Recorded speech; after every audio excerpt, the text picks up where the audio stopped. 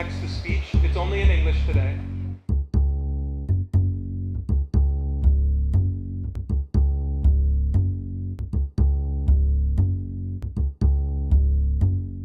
And I will talk about some of the things that I think are important for readers, for publishers, for booksellers, for writers, anywhere in the world, and the things that we focus on with Kindle.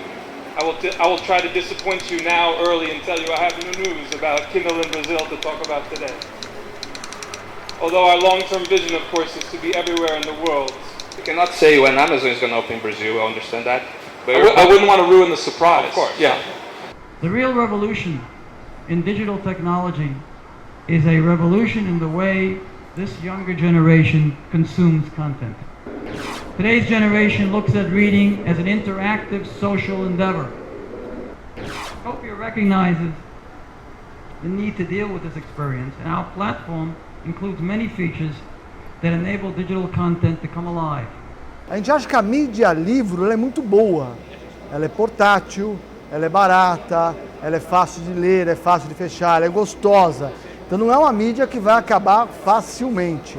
Tem muitas gerações pela frente para poder aprender a ler pelo livro.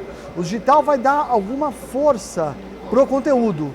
Vai ser mais enriquecido, vai poder digitar alguma coisa, depois vai poder navegar num site diferente. Isso é muito bom, é coisa que o digital pode trazer. Personally, I'm very optimistic about what little I have learned about the book business here. I think almost unique among the countries where we operate today.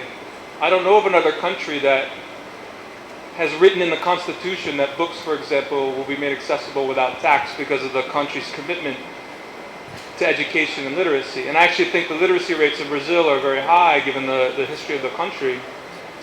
And I suspect, given the large geographical size of the country, access to books is very limited. So in terms of the market dynamics, we think that there is, and by the way, I've observed, I can just look in this audience and see how many tablets and smartphones people have. It's a very connected society.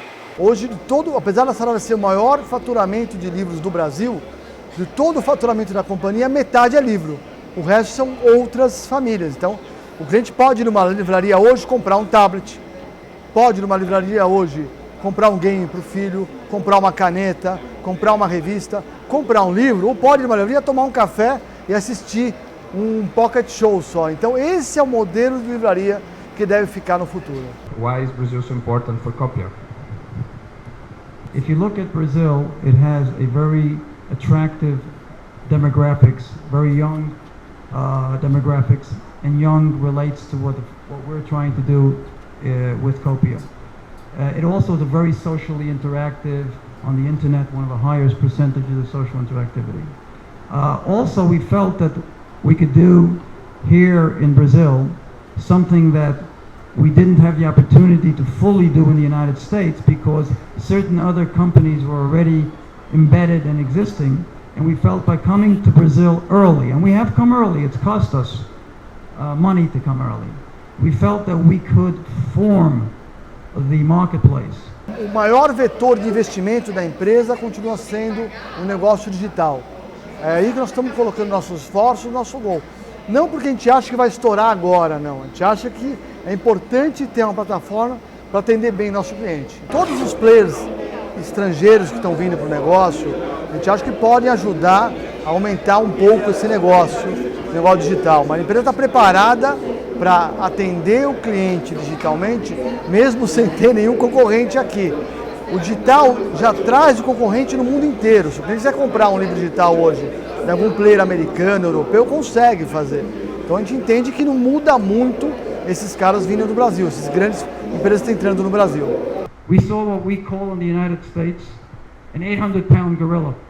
800-pound gorilla, 350 kilo or something, let's just call it a giant gorilla. What is a gorilla in American terms? I think in global terms.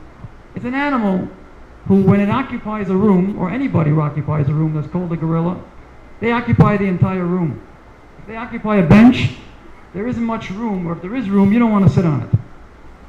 A gorilla is not someone who shares easily, not someone who wants to have you take a piece of his action. How do you fight the big dominating companies, and how do you preserve your own identity? It's really not that, no nuclear physics here. It's by sharing, by partnering, by providing special added values, and by working together to use the assets that each of us have in partnership to create something that's as big as the big gorilla. Okay, we have a question here from Julio Silveira, and his question is, Amazon has a very, let's say, aggressive way to negotiate with publishers.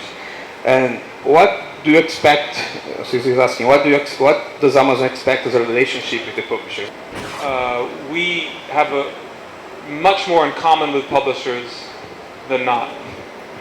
You know, our business interests are aligned far, far more than the things about the business we may disagree about in pieces. My concern is less about, say, print books versus digital books, although this is in the mind of many publishers, understandably. My concern is books versus music, or video games, or movies, or email and Twitter. Digital books is, it's 8:30 on Tuesday night, I have 2 hours before I go to sleep. Am I going to watch a movie, or am I going to read a book, or am I going to play Angry Birds? This is book selling today. And if we pretend that that's not true, we're going to miss an opportunity. So our concern is to help books compete. Part of the reason we have focused so hard on what readers want